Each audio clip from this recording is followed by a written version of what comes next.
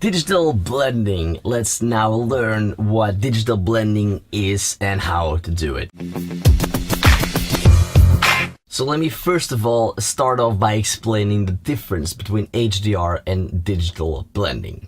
So digital blending, well, let's start with HDR first. Both HDR and digital blending requires the same kind of way of working. Like, you both need more than one exposure because you're blending both of the exposures together. So both HDR and digital blending are the same in that aspect. You need one normal exposed photo, one underexposed photo, and one overexposed photo. Or you just need more than just one exposure and then blend them together. So that's the same though. The difference now between HDR and digital blending is digital blending you can only do in Photoshop because we need to use layers and layer masks because we are manually blending the photos together. So we're lining up different layers with the different exposures and we are manually blending together where we want the exposure to come out, and we will see when we are going into and where we're doing it. This will become a lot more clear what I'm explaining now. Digital blending is manually blending the exposures together. HDR, you will need a software like here in Lightroom, or you have another software called Photomatics. With HDR, the software is blending those two photos together, or those 3 or those 5 or the X amount of photos that you have. The software is blending them together. All you can do is you can fine-tune more. The exposures and everything, like we have seen in Lightroom, in the Lightroom section, in the panoramas and HDR. We have seen there how with Lightroom we're selecting the photos that we want to blend together into an HDR, and then Lightroom is just doing all of that for us. It's not giving us the opportunity or the possibility, for selecting exactly where we want to go and blend those exposures together. So that's the difference between HDR and digital blending. Now let's jump here into Lightroom and let's see the 3 photos that we're gonna blend together in Photoshop. So we have here an underexposed photo. The next one is a normal exposed photo, and then the third one is an overexposed photo. And you can see here in the histogram, this is leaning more to the bright areas and the whites. The normal exposed photo is more in the midtones. It's like, well, it's more in the middle here. And then the overexposed photo, we see a lot more information going to the shadows and the darks. And we want to go and expose them together, and the result will be this.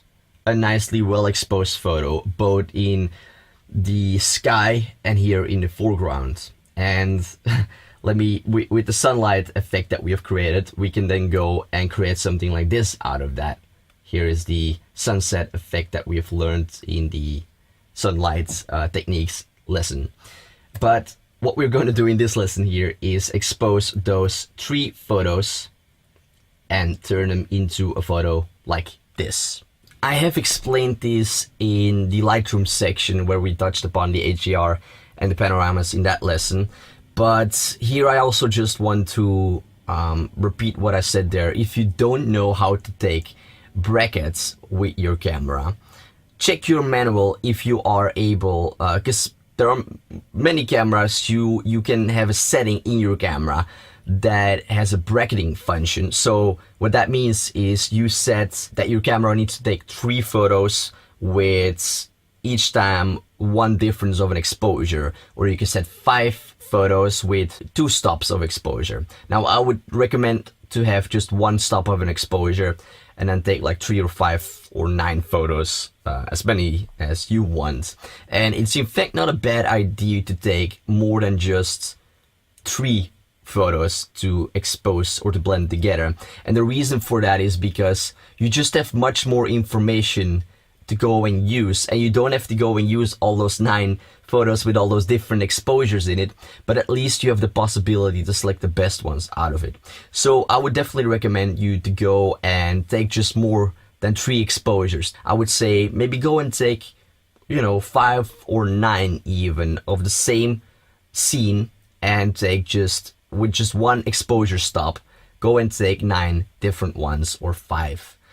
Now, if you don't have a bracketing function, don't worry, because each camera has an exposure compensation button. And here you do, of course, have to go manually and adjust each time one exposure stop, which is a little bit less functional, but it still works just the same and it still works very well. I would just say be sure to have a tripod when you do that, because else, well, the scene will definitely move a lot more. Also, just with the bracketing function, for taking multiple photos of the same scene with different exposures, it's best to have it on a tripod, your camera, because then your photo will not move too much. We want to start by selecting the photos. So just select one and then shift plus click on the last one that you want to take. And if you right click on either one of them and you go to edit in and you click on open as layers in Photoshop, Lightroom will open now those 3 photos in Photoshop and will put them as layers under each other. So just go and click on open as layers in Photoshop.